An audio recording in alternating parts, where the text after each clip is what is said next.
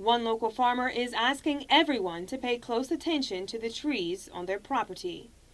If you drive down the road, you can't go half a mile without seeing 2 or 3 dead trees. She says the combination of the drought and whirlwinds caused one of the trees in her pasture to suddenly fall out the sky, nearly killing one of her animals. Hurried out here from my job to find one of the horses under the tree. It was a horrific scene because she looked dead and yet was moving a little bit. And like I said, we took the handsaws out so as not to scare her and cut each branch out and pulled her out. When the tree fell, it literally knocked this horse out and left a knot on the top of her head and also a cut right here in this general area. She's okay. It took a few days to recover.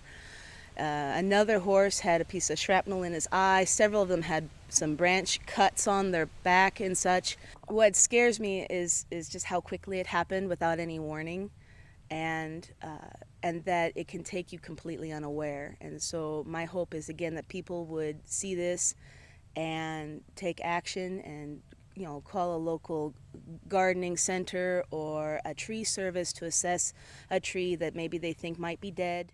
To help keep the area's trees alive, the Department of Conservation is urging people to water their trees. They say if you can't stick a screwdriver into the ground near a particular tree, it's time to quench the thirst.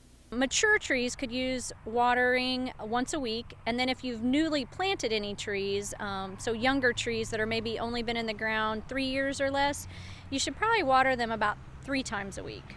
Unless a tree in your yard has completely lost all of its bark and does not have any leaves, conservation officials say they'd wait to cut it down. Some trees have shut down completely or gone dormant early this year because of the lack of rain, and so I really would want to wait until next spring to see how the trees respond and if they're going to come out of the drought, and see how they're doing before you actually cut them down.